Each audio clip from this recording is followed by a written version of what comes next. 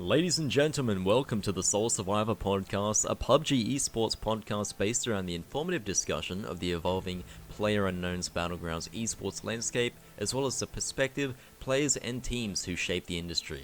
Today we're going to be talking to Ykikamucow and Shinboi. Renowned for their successes, these two players have been around the block. They've been around for a long time and have competed in a variety of international tournaments. I'm going to be talking to these two gentlemen about their thoughts on PCS, the PUBG community, as well as new format changes, and also assistance for players trying to get into comp. Whether you're a casual player, a veteran, or you don't play at all, this podcast should be quite interesting. First of all, we'll be jumping in with Ykikamucow from Fury, Australia.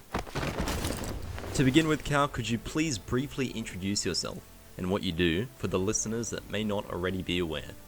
So my name's Nathan. I go under the in-game name of Ykikamucow, and I am a PUBG esports competitive player.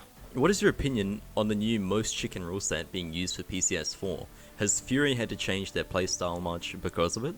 Well, because it's extremely disliked, like across the community, at a first face value, we haven't actually had much of a chance to play it because nobody really wants to within the community because they don't need to. So we only got to play it yesterday.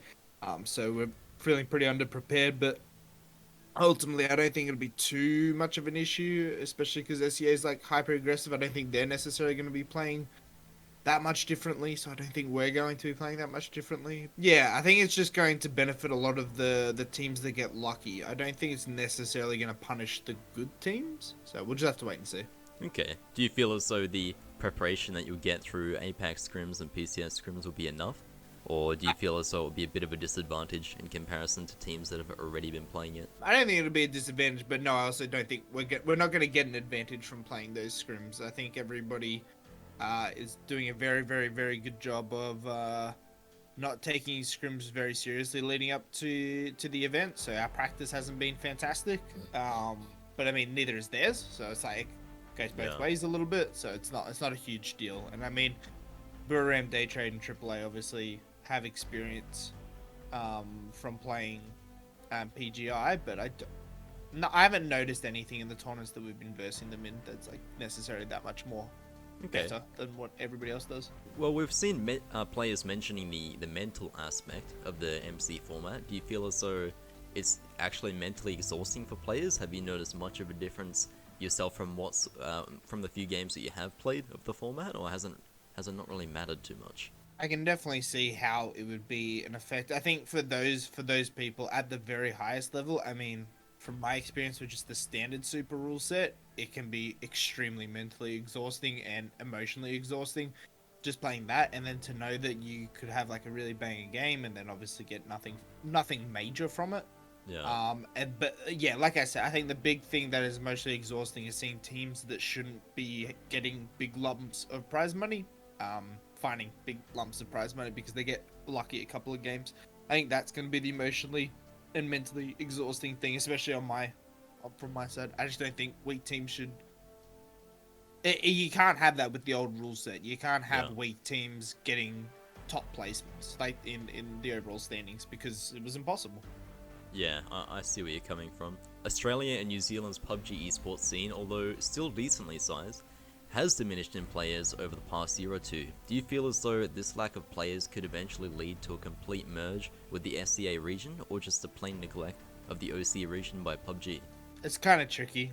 I mean, ultimately, everybody would love to see a merge, but at the same time, I can see the issues that would come from something like that. I mean, ultimately, I think all of us are pretty close at the top level of it, but I mean, if you're going to get a complete merge, I just see that, like, Thai fans, Vietnamese fans, and even Oceanic fans probably getting a little bit too heated with that sort of thing, and I just don't think that overall that would be the best idea, and I could see PUBG maybe neglecting OS to the point where it just lets it die if it continues down that track. At the very top level echelon, that absolutely, but you're never going to see, like, you know, I don't think you're ever going to see tier 3 tournaments where it's APAC, if you know what I mean. Yeah. Do you think 2 slots is fair for OS for PCS? Oh, 100%. Yeah.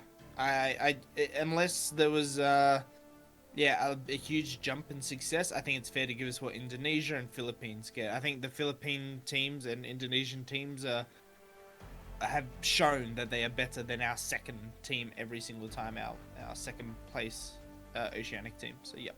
Now, obviously, everybody on Fury is very mechanically skilled within PUBG.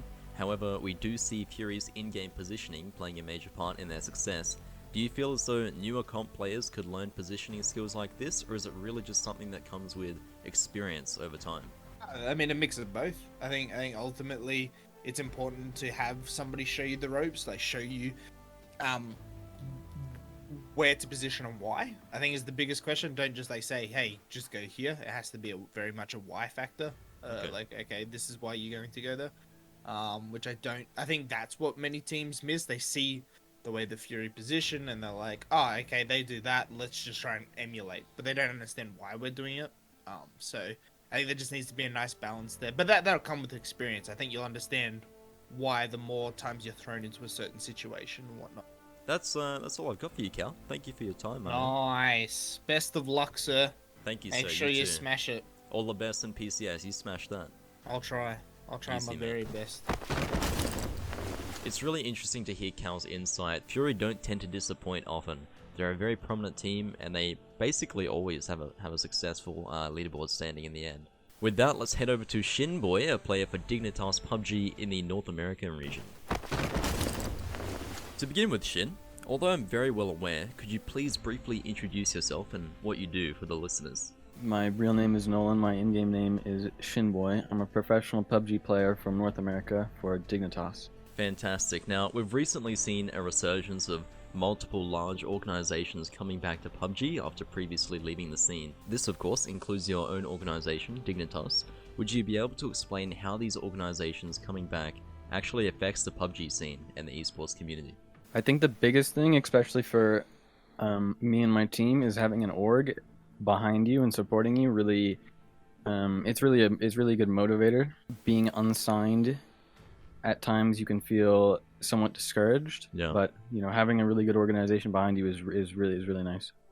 Cool, man. Now, what is your opinion of the new Most Chicken rule set being used for PCS4? Has your team had to change their playstyle much because of it? I think going into the new format, obviously, me and Poon have some experience with the MC format from PGI.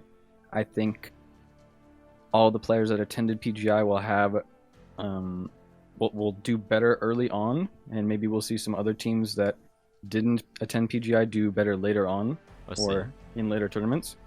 Overall, I definitely prefer old super settings, the point system, 10 points for a win, 1 point for a kill, over win format. But I don't dislike win format as much as other people do.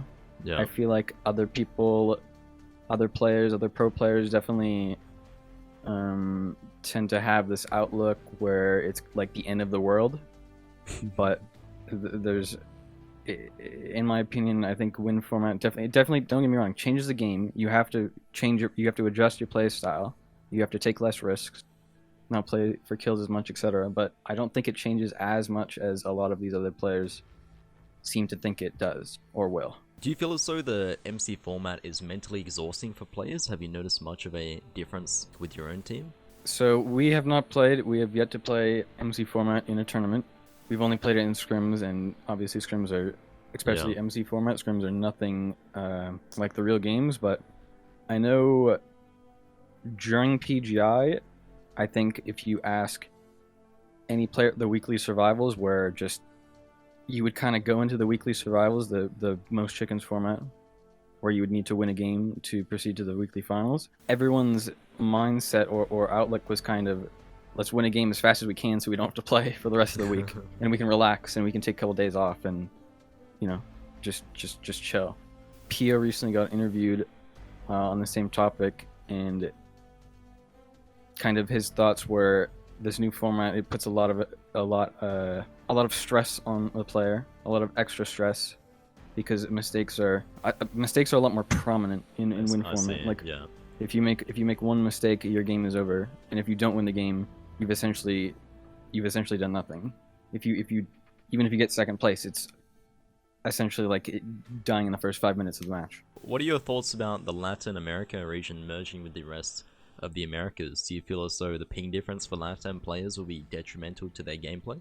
For the merge, I think the merge was great in terms of viewership. I think merging NA and SA is a good idea for viewership. Instead of having NA and SA in split circuits, combining the viewership, I think was a really good idea. In terms of ping, I'm not quite sure what the SA players are on, but I know a lot of the SA pros have commented that they're consistently playing on 150 ping or more, which obviously isn't ideal. Yeah. But at the same time, when you have, I think it's almost like 60% of PCS players in the Americas region are on over 100 ping. When you have a lobby where over 60% of the players are on 100 ping or more, it significantly changes the game. I see. Like, especially when you compare it to, like, the biggest thing about LAN, in my opinion, is that everyone is on the same ping. So when you have a gunfight with another player on LAN, your interaction is always going to work out this. Like, the same player is going to win the engagement every time, pretty much. I see. But on ping, you can have the same engagement, and the ping will make a difference, and will change how the engagement plays out. Have you noticed a difference when versing Latin players on higher ping, like from first-hand experience? It's for me, it's debatable. It is quite a subtle difference, right? Like, it's only 100 to 150, so that's, you might be able to notice it, but it's nothing too crazy. It's not completely game-changing, but there are subtle things you have to kind of keep in the back of your mind. Like, you can't, especially like peeking, you can't peek the same way you do against a player with low ping. Like, you have to expect to get punished behind cover more than you do on a player on like 50 ping. Yeah. So it's definitely not ideal, but overall, I do think it was very beneficial for both regions. Well, that's good then. That's a really positive change. Every now and then, we'll see certain streamers or influencers talking negatively about PUBG as a game and an esport. For instance, take Shroud recently, who said that PUBG is just rotate and shoot. How would you explain to these people that PUBG is a game worthy of being respected, not only as a casual game, but as an esports title as well? Shroud, Choco Taco, I think as well, is I feel like they have given little interest if they haven't watched like competitive at all, or really even looked into it. It's kind of just, I feel like it's kind of this afterthought. They're just like expressing on Twitter without really thinking about it. Yeah. Maybe part of it is too is like, especially Shroud, like he hasn't. I don't remember the last time he's played a PUBG. Maybe the only time he's watched competitive was, competitive back in 2017 when it was when the meta was just a prone in a field. Yeah, true. So that would affect their thought process, right? Because they don't have near as much experience with it as I really like doubt, especially someone like Shroud has watched a competitive match that has happened in the last year. Yeah. Okay. I see where you're coming from. Alright, man. Well, that's completely fair. I appreciate your time, and that's all I've got for you. I hope you do quite well on PCS. I'm sure you'll smash it. Oh yeah, thank you. Alright, We have to do well. Alright, have a good one, dude. You too. And there you have it, guys. That was Shinboi. I'm excited to see how Fury and Dignitas do in PCS. I do hope that you've enjoyed the podcast and that you've gained some sort of insight into the minds of these professional players. So feel free to leave a like or a subscribe down below in the comments. Leave us a bit of feedback there as well. Don't forget to check out Ykikamucow and Shinboi. Their links to their Twitter pages will be in the description. They will be competing in the Americas and APAC region for PCS, so be sure to watch and support them. Thank you for tuning in. I'm Tiger, and I'll see you guys next time.